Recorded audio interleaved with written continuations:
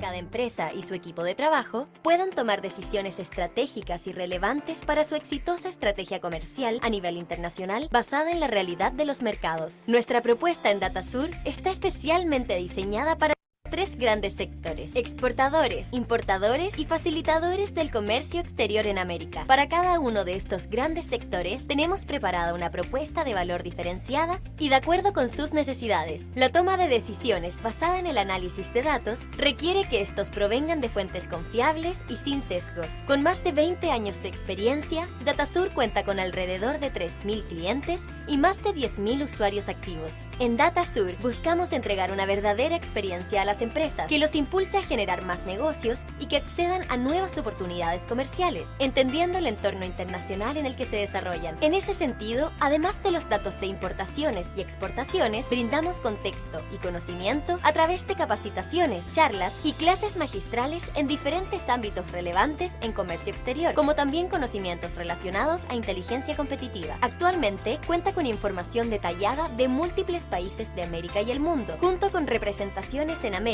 Europa y en su casa matriz en Chile, además de una cobertura de información de importaciones y exportaciones para más de 50 países. Siente la seguridad de trabajar con nosotros y encontrar un aliado comercial. Contamos con una red de convenios y alianzas con más de 50 cámaras y asociaciones en América Latina, con las que trabajamos continuamente en potenciar la acción de nuestros clientes, difundiendo beneficios y siendo un puente de conexión en cada una de estas instancias. Te invitamos a ser parte de la experiencia DataSur. Síguenos en nuestras redes sociales. Muy buenos días a todos. Espero se encuentren súper bien. Les agradezco la fiel participación en este interesante evento. Bueno, en el día de hoy presentamos el webinar Una mirada experta sobre América Latina. Abordaremos las diversas perspectivas económicas y sectoriales de la región. Este webinar, lo queremos recalcar, nace fruto de la alianza que tenemos con COFACE, así es que también agradecemos la participación de los colaboradores de COFACE en esta ocasión. En este webinar vamos a poder conocer todos los aspectos y proyecciones económicas más relevantes para América Latina a través de un completo análisis económico sectorial de la región. Presento en esta ocasión a Patricia Kraus, economista estrella de COFACE. Ella tiene una maestría también en la misma área, ambas por la Facultad de INBEC de la Universidad de Río de Janeiro. Patricia, ¿cómo estás? Olá, Diego, tudo bem? Muitas Un graças. gusto. Tudo bem? Buenos dias e graças, não, pela invitação e graças a todos também que estão conosco essa manhã. Então, eu sou economista de COFACE para a Latinoamérica, estou ubicada em Brasília, como podem perceber por el acento, não? Bueno, gostaria de compartilhar com todos um pouco sobre a visão de COFACE, sobre esse cenário fácil, né, pero não muito, sobre atual, né, então, primeiramente, eu começaria com como vemos o cenário global, então, e como isso impacta a América Latina, sim? Então, vou compartilhar minha pantalla, vamos ver se...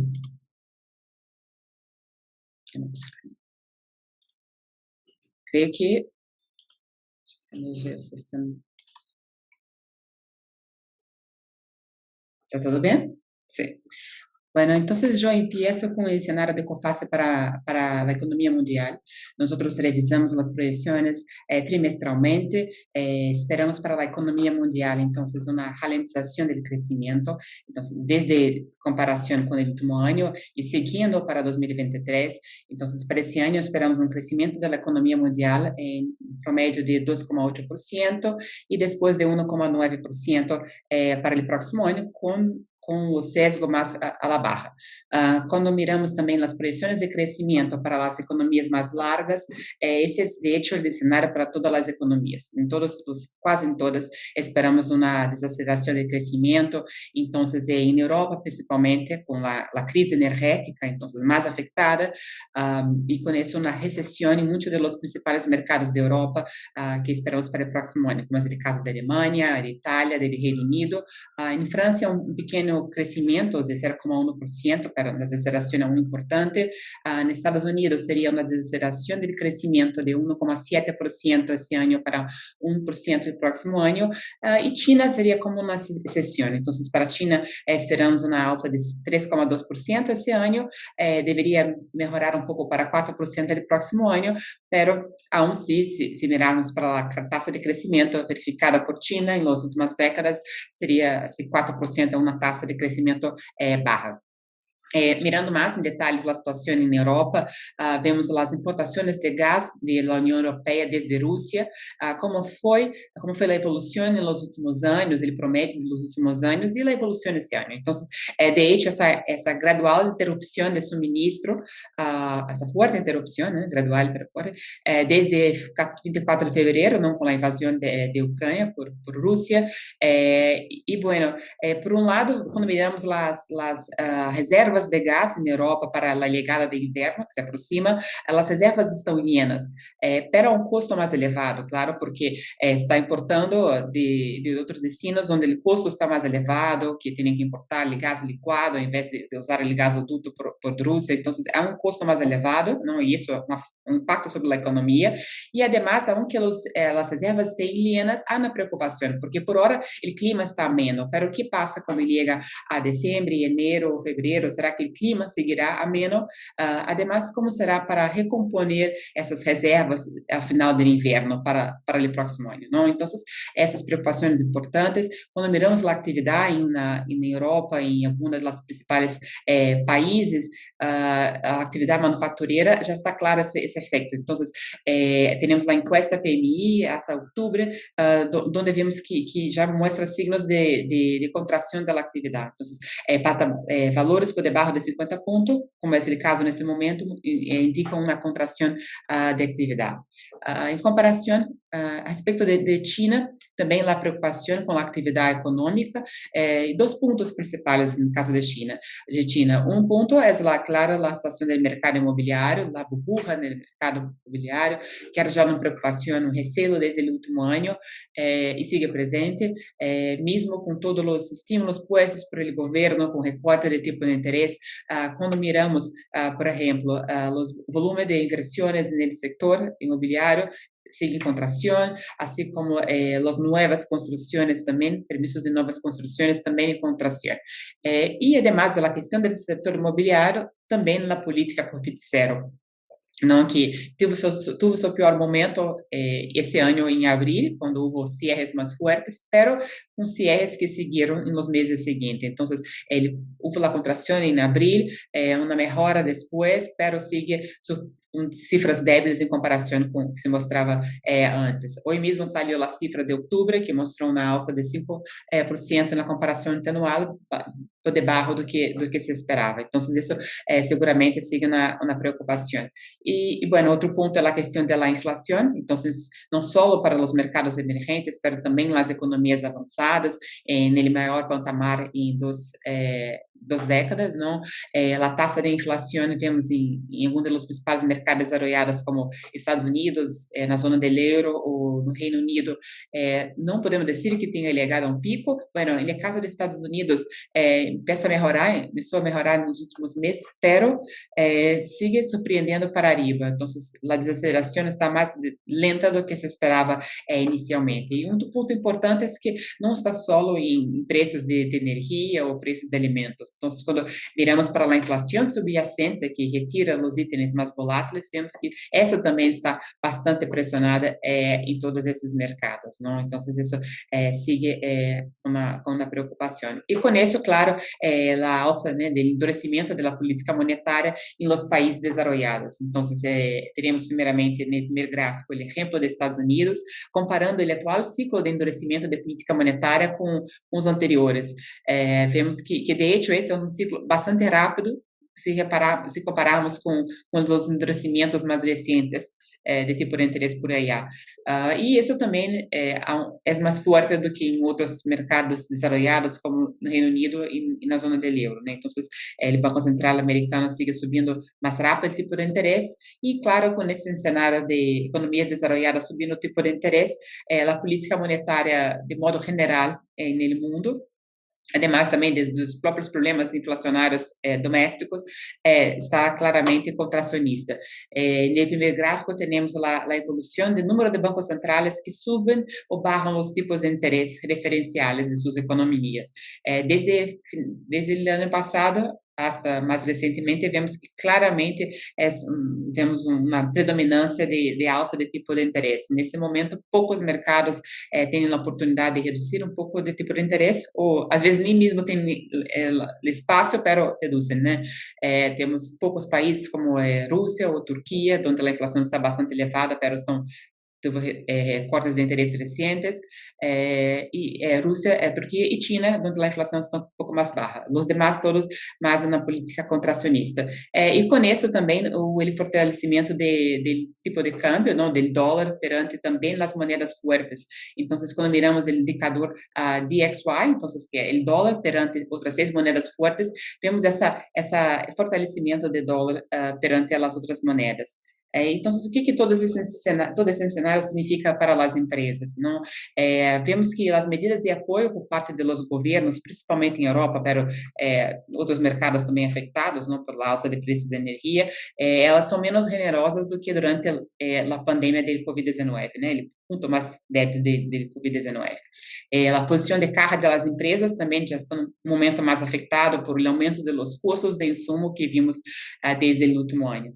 O endurecimento das condições de préstimos bancários também é um ponto importante de atenção, já que o acesso, né, a oferta de crédito mais estrita, assim como os tipos de interesse dos bancos também subindo em linha com os referenciais do Banco Central.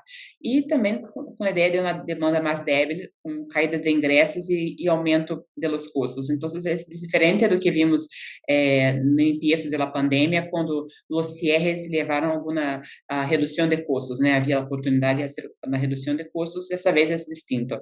E com isso, sim, esperamos uma alça de insolvências empresariais. Quando miramos a evolução ao longo de 2022 de insolvências nesses principais mercados, em comparação com 2019, então, com o patamar pré-pandemia, vemos que só no Reino Unido, que está arriba do patamar pré-pandemia. Os demais seguem por debaixo, pero quando comparamos com 2021, aí sim já vemos a maioria dos países já arriba do patamar de 2021 e entendemos que essa é a tendência de 2023, que tenha uma alça de casos de insolvência.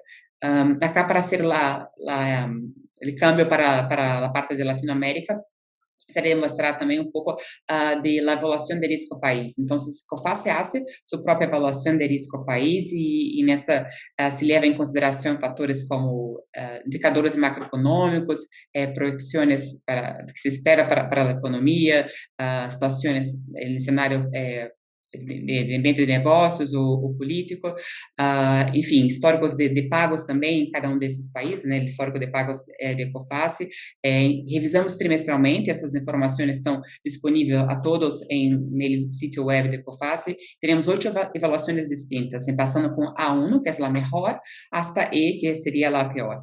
E nesse último exercício de terceiro trimestre desse ano, nós revisamos 8 países e bueno, foram 8 downgrades, não, por esse momento, não, do ciclo econômico. A maioria dessas revisões estavam em Europa, por o impacto, né, da crise energética. Sin embargo, para a América Latina, nós fizemos só uma revisão. Essa revisão foi no caso de Chile, que nós salimos de A3, que era a melhor avaliação da região, para A4. ¿no? Y los puntos que llevamos en consideración. Bueno, el pronóstico de una recesión adelante, aunque empiece de un patamar elevado de actividad, una recuperación fuerte desde el empiezo del COVID. Además, el déficit, que aún es importante en la cuenta corriente, esperamos que reduzca el próximo año, pero sigue importante en un momento que la aversión a riesgo externo está más fuerte, ¿no? Entonces, es otro punto. Además, la incertidumbre también con la cuestión de la Constitución, entonces, aunque esperamos que pueda llevar a un texto más moderado y todo más, es una incertidumbre que sigue para, né, que aún no tenemos una conclusión sobre o que pasará. Entonces, esse seria um dos principais factores a elevar essa redução da avaliação. Mirando entonces para el pronóstico de crecimiento en América Latina, nosotros esperamos para esse ano um crescimento, uma alta de atividade de 3,1%, entonces bastante parecido com o que hablamos para a economia mundial, e uma desaceleração para 0,9% de crescimento em 2023. Então, isso é um pouco mais negativa do que para o promédio da economia mundial. Assim como no caso da economia mundial, também esperamos uma desaceleração em todos os países, não?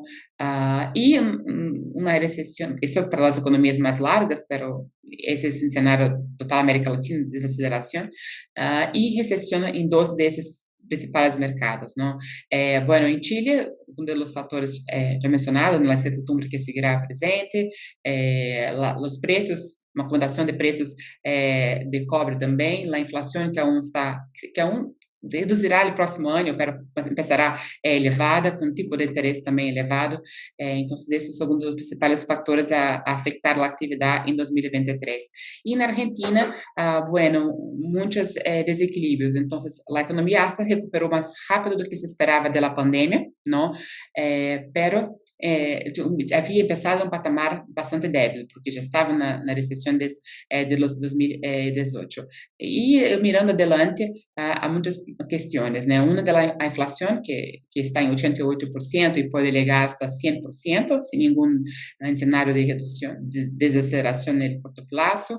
A alta de tipo de interesse necessária para tentar conter a alta da inflação, a necessidade de recortar gastos públicos, não, devido ao alto endividamento e também o acordo com a FMI, e por fim as reservas internacionais limitadas que fazem com que também tenha acessos restritos, né, ao câmbio para importações, e isso elevando a efeitos colaterais para a economia. Quando miramos as cifras mais recentes de atividade na América Latina, então, hasta o segundo trimestre, não temos para a maioria dos países as cifras do terceiro trimestre, vimos que a atividade se mostrou bastante resiliente. Temos essa comparação mirando desde o último trimestre de 2019, então, ele seria o patamar pré-pandêmico, e como foi essa evolução hasta agora. Então, vemos que a maioria dos países estão por arriba do patamar pré-pandemia, não? Os únicos dois que estão um pouco mais retrasados é o caso de México e de Equador, que seguem por debaixo, pero melhorando nos últimos trimestres. Pero por hora, então, a atividade se mostrou resiliente, hasta também com os preços de commodities que ajudaram e mostraram essa surpresa em relação à atividade. Mirando as cifras preliminares para a atividade econômica do terceiro trimestre e do quarto trimestre, para algumas das economias, vemos, bueno, em Brasil, a cifra mostra que provavelmente houve uma desaceleração do crescimento, então, pela encuesta PMI, vimos uma provável desaceleração da atividade. No caso da Colômbia, que já foi publicado, se essa desaceleração, a cifra de outubro, então, o primeiro dado para o quarto trimestre mostra que deveria seguir essa desaceleração. E em México, bueno, a cifra preliminar do terceiro trimestre mostrou uma alta de atividade de 1%, e também, quando miramos essas encuestas de PMI, também mostra que a atividade parecia semelhante no início do quarto trimestre, aunque esperamos uma desaceleração adelante. No caso de Chile, é onde vemos entre essas uma desaceleração, um cenário mais complexo, não, em linha com a ideia da recessão também. Quando miramos as cifras de confiança empresarial, de comércio, construção, da indústria e da mineria, vemos que, com exceção da mineria, que é mais volátil também, os demais em um patamar contracionista, e hasta aumentando esse patamar contracionista, né, então, mostrando essa expectativa de desaceleração da atividade. Outro ponto importante com respeito à América Latina são os preços das commodities. Então, vimos no último ano e esse ano também a alta dos preços das commodities, e, claro, beneficiando a América Latina como grande produtora e exportadora de commodities.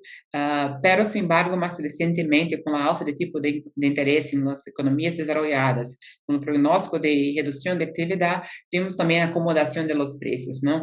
Em muitos los casos. Entonces, en el primer gráfico tenemos algunas de las principales commodities para América Latina. Entonces, el petróleo, en el caso de Brasil, Colombia o Ecuador, el cobre para Chile y para Perú, el mineral de hierro para Brasil, y soja y maíz para Brasil y Argentina.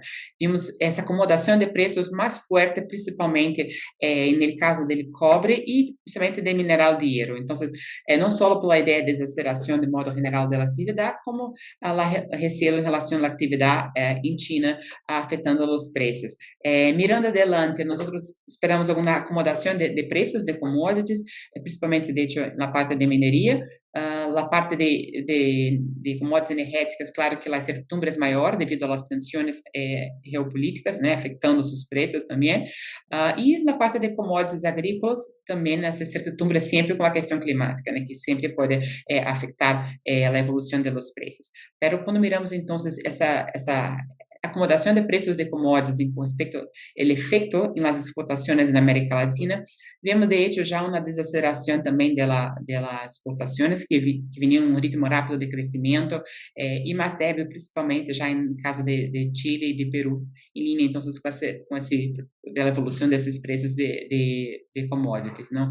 Então, isso, de hecho, esperamos que essa contribuição de exportação para a economia, para as economias também seja menor, né? Siga menor para 2023. Outro ponto com respeito à inflação, então, assim como no mercado general global, vemos também a inflação sigue preocupando na América Latina. Bueno, temos, no caso de Brasil, algum signo mais forte de desaceleração nos meses recentes, devido principalmente e inicialmente também por recortes de impostos por parte do governo, mas recentemente outros itens também mostraram a redução de uma desaceleração de preços, pero esse caminho sigue um reto bastante importante. No, em Chile também a redução nas últimas duas leituras, não, pero em um patamar bastante elevado, né? E dos outros dois, ao contrário, onde vemos a aceleração mais clara bueno, em Argentina, como mencionei anteriormente, que a inflação em 88 podendo chegar a 100%, em Colômbia também é acelerado, seguindo a aceleração clara, né, e na preocupação. Então, o que esperamos para o próximo ano é que a inflação deveria perder força. Isso seria o caso em todos os países, esses principais países, com exceção da Argentina, que não há como dizer por hora que vai perder força, pero mesmo assim, no próximo ano a inflação deve seguir por arriba do teto de tolerância dos bancos centrais, não? Bueno, no segundo gráfico também mostramos um pouco da evolução dos preços no setor de manufatura. Então, os preços dos insumos, das matérias-primas, valores por debaixo de 50 pontos indicam redução de preços e por arriba de 50 pontos alza de preço. Vimos essa pressão forte nos últimos anos, e agora, mais claramente, novamente em Brasília, essa desaceleração e até na contração na última leitura de outubro. E nos demais, em México e em Colômbia, a situação sigue mais lenta, né? Essa desaceleração de preços. Com isso, vamos para a política monetária. Então, os bancos centrais da América Latina, eles começaram a subir tipo de interesse antes do que os mercados desenvolvidos e antes do que muitos dos mercados, de outros mercados importantes. Começou com o Brasil em março de 2021, e depois os demais foram seguindo. Então, com isso também estamos cerca desse final do ciclo de alta de interesse. Em Brasil, nas últimas duas reuniões, os bancos centrais mantiveram o tipo de interesse. Em Chile também, né, a ideia é que o Banco Central deve também ter encerrado a alta de tipo de interesse. E nos demais, podemos ter alguns residuais alta de tipo de interesse, mas estaria cerca. Sin embargo, esse efeito, um ponto importante é que o tipo de interesse deve seguir elevado no próximo ano, assim como também o efeito sobre a economia seguirá importante.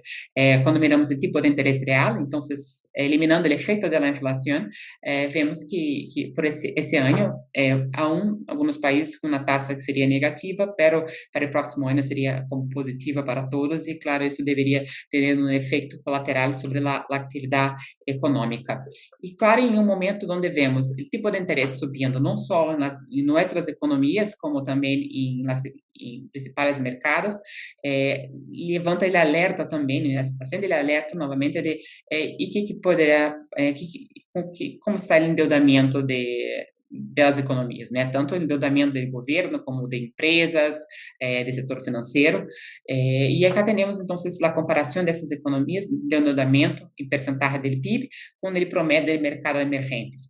Vemos que temos uma relação de dívida por PIB menor do que o promédio dos mercados emergentes, o que por um lado é bueno, pero quando miramos o componente da dívida pública, aí sim é maior do que o promédio do mercado emergente. Claro que não é igual para todos, então não é exatamente a questão em Chile, mientras que Chile tem uma dívida com respeito a PIB, total, não? Aqui é maior que em outros mercados, a dívida pública não é, então não é a questão como é, por exemplo, em caso de Argentina ou de Brasil, né? ou Colômbia com endeudamento crescente. E também a questão da dívida se está em moeda local, né, uma moeda doméstica, ou em moeda estrangeira também é um ponto bastante importante de atenção. E, por fim, o comportamento do tipo de câmbio. Então, nos últimos 2 anos, quando tivemos a crise de Covid, não, as economias todas mostraram, as suas moedas mostraram uma depreciação, uma tendência de depreciação. Esse ano, sin embargo, esse comportamento é distinto, é um tanto mesclado em respeito às moedas da América Latina. Então, algumas mostram alguma apreciação no ano, como é o caso do real brasileiro, o peso mexicano, o novo soles peruano, mas as demais com uma depreciação acumulada do ano.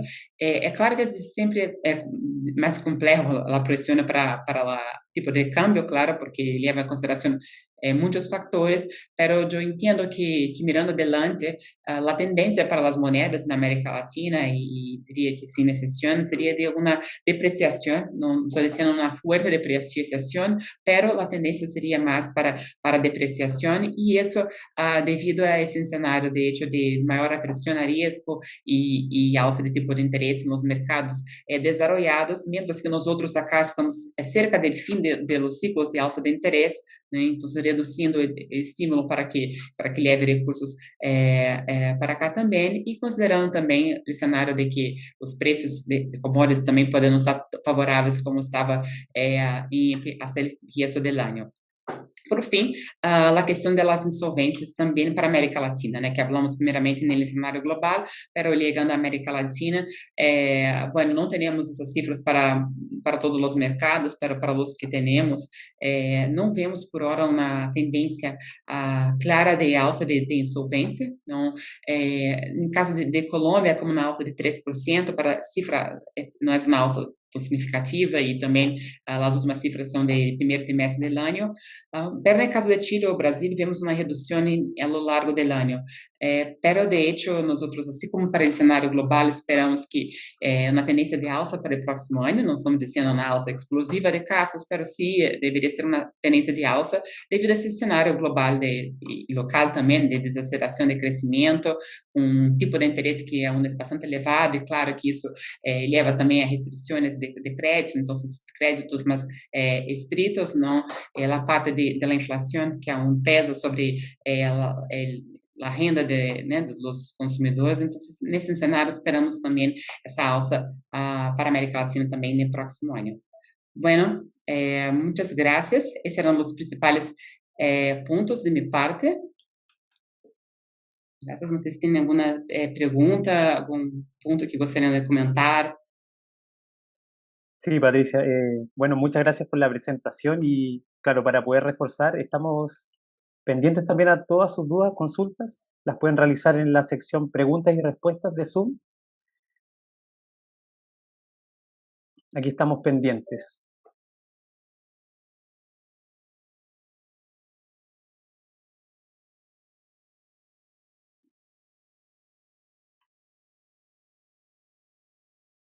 Aprovechamos también, bueno, de presentar a Natalie Saavedra, Celine Rosan, que son parte del área de marketing y comercial de COFACE, y bueno, comentarles que vamos a realizar diversas acciones y iniciativas en conjunto que buscan poder en el fondo contribuir también en beneficios para clientes de ambas empresas. Así es que para que puedan estar pendientes a todos los correos, mailing que vamos a empezar a desarrollar. Vamos a estar constantemente realizando ese tipo de gestiones. Aquí tenemos una pregunta, Patricia. Eh, Rosa Arias habla de qué es lo que recomiendas para exportaciones de México a América Latina. En términos de... Sí, está muteada, creo. Que se recomenda de exportações de México à América Latina em termos de produtos, algo assim? Seria? Não sei se... Claro, Sí, que sea sí, de quizá un poquito productos. más específica, sí. Sí, bueno, México es la economía que más exportadora de América Latina, né? E, claro, com a indústria manufatureira bastante importante, né? Diferente de tomar levar em conta, bueno, não, eu penso que que essa parte que tem oportunidades de crescimento na parte de manufatura, como grande produtor de manufatura México, não? Bueno, isso poderia, claro, atrair ter mercados em outros países da América Latina, né? Isso também, claro, levaria em consideração também os acordos comerciais, né? Então, para algum caso, as exportações poderiam ter uma oportunidade maior, né? Mais competitivas em alguns países por ter acordos, mientras que outros não. Então, eu diria isso. Perfecto. Mira, tenemos otra pregunta de Ana Martínez. Buenos días, Ana. Señala, ¿qué estimaciones se tienen para fines del 2022 e inicios del 2023, sobre todo considerando la variación del tipo de cambio en América Latina? Bueno, entonces eso, nosotros esperamos que la economía debería perder fuerza, né? Como eu mostrei acá, as cifras do segundo trimestre foram bastante resilientes, as cifras preliminares do terceiro trimestre já mostram que deveria ter, que a atividade acelerou, pero isso deve seguir perdendo força no quarto trimestre e principalmente a partir do próximo ano, né? Do primeiro trimestre do ano, né? Já veio principalmente também um efeito de que a política monetária, como mostrei, subiu muito em los países, está cerca do final, pero há efeito retrasado de uma alta de tipo de interesse por el Banco Central para que isso afecte a economia. Então, que haga também repasse de los bancos para as empresas e que isso pode afetar também né, empresas e famílias também, né? E, bueno, então, isso, esperamos essa deceleração gradual. Perfecto. Mira, ella misma complementa la pregunta, ya que está orientada a cómo se puede visualizar la proyección de crecimiento del mercado, particularmente del mercado de las agroindustrias en Latinoamérica. Bueno, eu vejo que pode haver uma acomodação de preços de commodities, sin embargo, e essa de agrícolas também, pero também não deveria ter uma redução tão forte de preços agrícolas, né? Primeiro porque os inventários estrechos, de modo general, de culturas, não? Então, esse é um ponto importante. Además, também, há, claro, sempre na parte de agro, os riscos climáticos, né? Então, isso é, sim, seguramente, sempre um ponto de atenção. E, además, nesse momento, a questão dos custos. Então, por um lado, o custo para a parte de transporte, de flete, mostra alguma acomodação, mostra uma melhora desde seu pico, isso pode ajudar. Pero os preços de fertilizantes vemos que seguem elevados, né? Melhoraram um pouco para a parte de ureia, pela dependência de gás natural e preços elevados. Isso não se espera que tenha uma redução forte de preços no curto prazo. Perfecto, Patricia. Bueno, ahí están surgiendo ya bastantes preguntas. Elías López habla de cuál sería el pronóstico para el sector de la construcción durante el 2023, particularmente para Colombia. Bueno, não teria a cifra será de quanto seria, pero sim também esperaria um comportamento, né, sem crescimento expressivo, um comportamento débil, em caso de Colômbia também, porque Colômbia está mostrando uma resiliência forte da atividade. Então, ayer saiu a cifra, mostrou que cresceu como 7% na comparação interanual, pero vai acelerar adelante, as projeções nós outros agora deve reduzir mais, pode ser que o crescimento da atividade seja menos de 1%, 10%. Como eu mostrei, a inflação está como em 12% e o tipo de interesse vai seguir subindo, tem que seguir subindo. E com isso, claro, o tipo de interesse mais elevado pode afetar a atividade também, né, deve afetar a atividade de construção, não? E também é um momento também de empiezo de governo, então vemos que o mercado está mais volátil, a incertidumbre está maior, porque foi um câmbio importante, né? Tinham hasta então governos de direita e tudo mais, e agora estão com câmbio primeiramente para um governo de esquerdas, que, bueno, não estou dizendo que se pode cambiar tanto, mas que a ver como é que será a condução, né? Então, isso pode levar a um tempo, pode afetar um pouco a construção em curto prazo.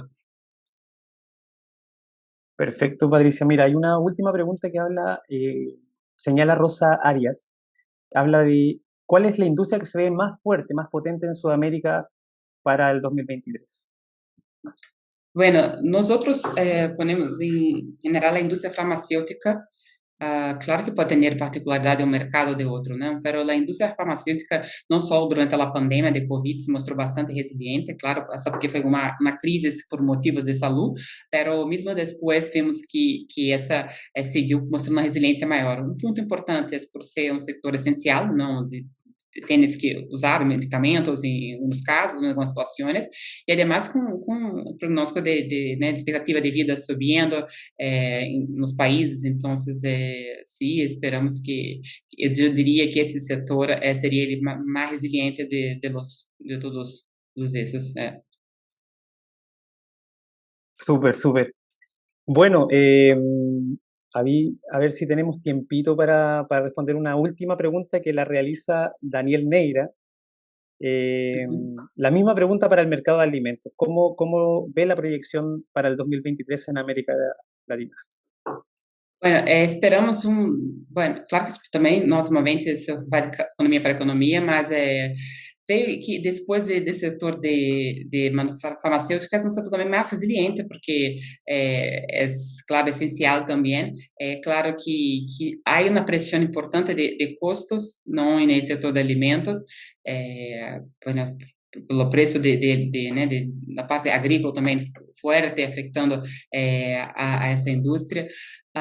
Pero por el fato de ser um bem essencial, eu vejo como uma resiliente, e claro que isso também pode depender de produto a produto, né?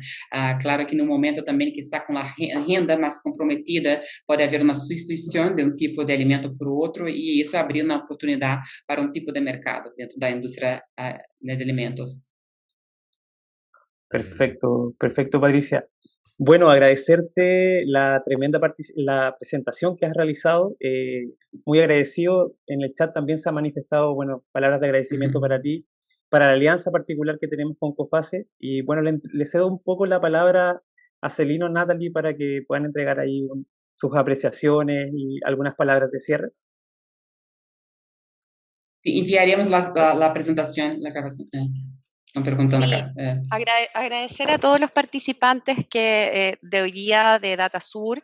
Estamos muy contentos con esta alianza. Estamos en el fondo entregando descuentos a todos los clientes de DataSur que quieran contratar los servicios de COFACE, que en el fondo hoy día muy importante, dado todos los pronósticos, todo lo que en el fondo ha mencionado Patricia.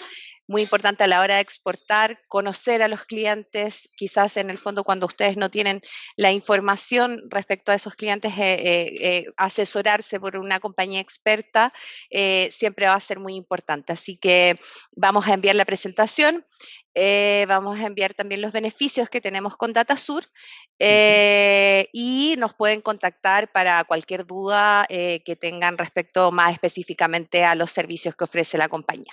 Muchas gracias. No, gracias a ti, Natalie. Claro, efectivamente reforzar también que nosotros tenemos beneficios específicamente para clientes en todo lo relacionado con la reportería que entrega COFACE y otro tipo de servicios. Así es que, bueno, vamos a difundir la información específicamente a las personas que se inscribieron en este evento y esperamos poder verlos nuevamente. Agradecer nuevamente a Patricia, a Natalie y a Celine por la organización y el desarrollo de este evento, y nos estaríamos viendo entonces en una nueva oportunidad. Bien, muchas gracias. Gracias a todos y un buen día a todos. Gracias, Patricia, que estés bien. Gracias. Gracias. Chao, Celine, Chao. chao, Natalie, que estén bien. Chao. Chao, chao.